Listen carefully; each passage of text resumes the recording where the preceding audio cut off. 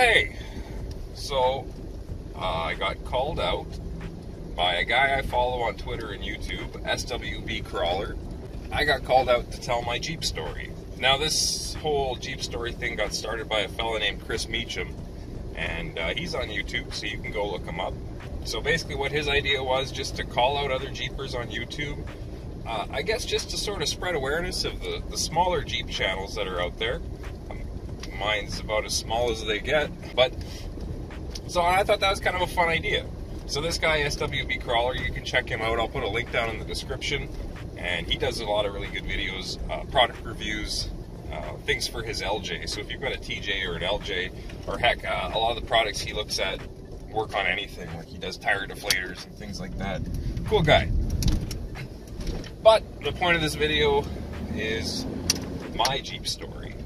And my Jeep story starts back about, I think it was in 2004 or 5 that I got my first Jeep.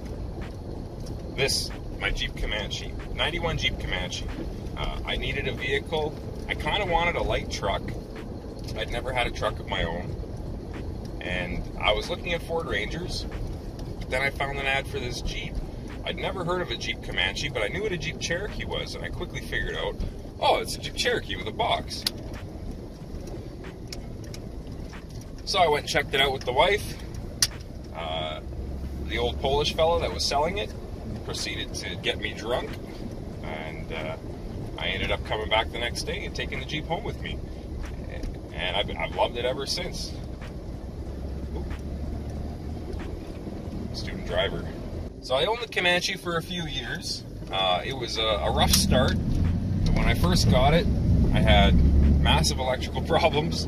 Alternator and battery failed at the same time on the way back from a camping trip, but we managed to get home. Then my heater core leaked all over my buddy's foot, so that was a big job to replace that. Then after that, I had clutch issues, which turned out to be a failed slave cylinder. I ended up converting my bell housing in this thing to a 94 and later bell housing to have an external slave cylinder, so I'd never have to drop the tranny to change that again. Of course, it never failed again, but you know, these are the ways you get to know your Jeep, especially older Jeeps, because they got some issues. So then a few years later, because I liked this thing so much, and because I had spent so much time reading about Jeep Cherokees to learn how to do things on this, I decided I should get a Jeep Cherokee. So I picked up a 2000 Jeep Cherokee Sport for my wife, and that was her daily driver for a couple of years. And then I ended up inheriting that as well.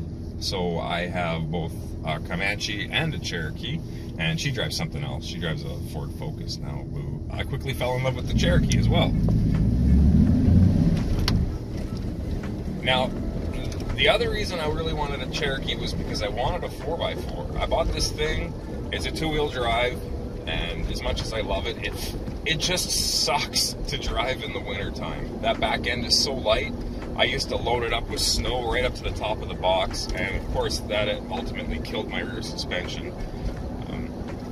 So this thing sat for a few years, and I've now gotten it up and running, and here we go. She's back on the road again. I want to say it's my daily driver, but my Cherokee and this thing, they're kind of just taking turns because they both run right now, barely. So a little about myself.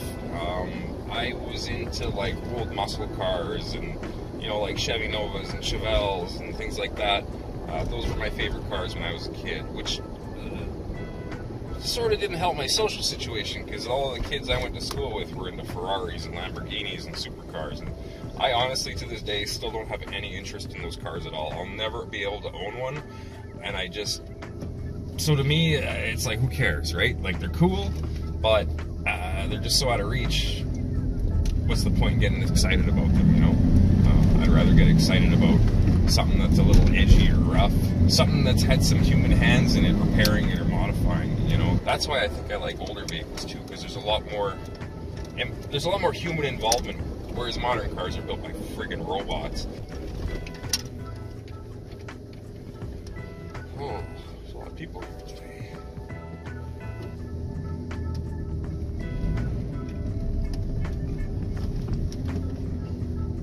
But yeah, like I said, I didn't think of myself as much of a gearhead or anything. And when I turned 19, I bought my first car of my own, which is a 92 Escort GT.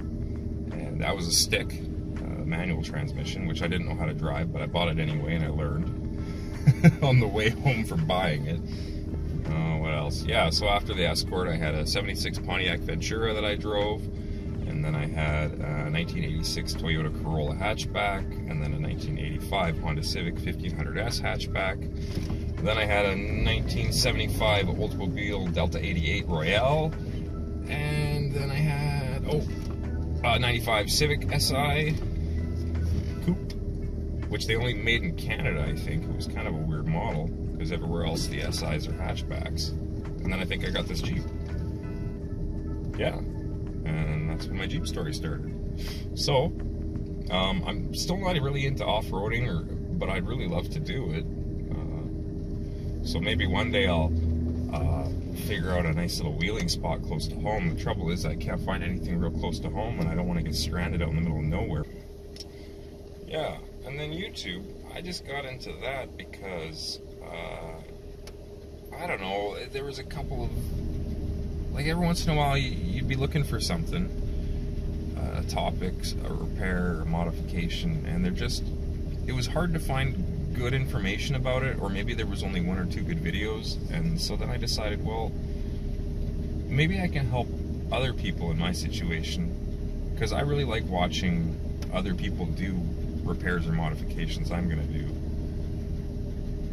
even if I know how to do them, just because sometimes you pick up little tricks, or you can see mistakes other people make, and it's helpful. So I decided I wanted to make a couple of those videos, and that's kind of where I'm at now.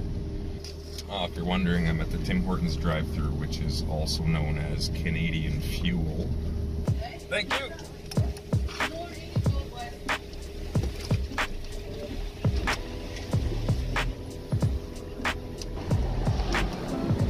So, I'm admittedly not a super social guy. Maybe that comes as a surprise to some people because I make YouTube videos, but I really am just, I don't know. I like people, and I like listening to other people talk and tell stories. But I tend to sort of just like to stay behind the camera, to be honest. And you'll notice that in most of my videos, I'm behind the camera, which maybe a lot of people don't like, and I don't care. That's just how I'm comfortable. So I don't have a lot of local Jeep buddies or anything like that. I'd love to, but like I said, and it doesn't help that the last job I had, I worked crazy hours, so I had like no time for any sort of social activities. I basically worked and ate and slept. So maybe in the future that'll change. If you're in my area around Edmonton, look me up. Hey, let's hang out, have a beer. Yeah, so I don't hang out on forums either, really. I don't know. I find forums are really cliquey, or the ones I did hang out on back in the day are gone now. Like, there was a great forum for Edmonton Jeepers. That was actually how I found my Cherokee. A guy posted an ad on there, but that forum is gone now. That was edmontonjeep.com. So, who am I going to call out? Who do I want to hear tell their Jeep story? I think first off, I'd like to mention Frankenstein Designs. He's really flies under the radar, but he does some really cool videos, really detailed teardowns and build. I don't know if it's because his videos are really long and detailed. He doesn't have a lot of subscribers, but man, when you want info on doing something like what he's working on, he is going to cover everything. So check him out, Frankenstein Designs.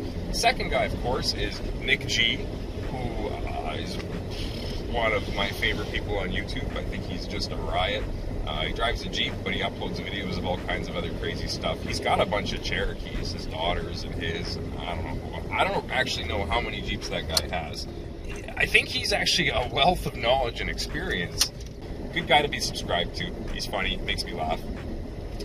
And the last guy I want to recommend is a guy called Jeepin' and Creepin'. And he just uploads really fun videos. He's out in BC, and he's got a Cherokee and a Comanche. And they're nice. Man, are they ever nice vehicles. Actually, he's got two Comanches. So I think one's a parts one and one's his off-roader. So anyway, go check him out.